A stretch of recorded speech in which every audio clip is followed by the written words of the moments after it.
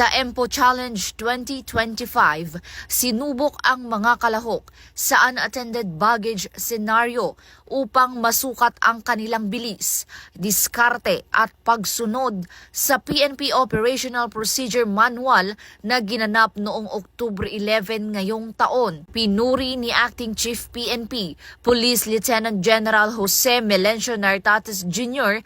ang mabilis na aksyon ng mga kalahok.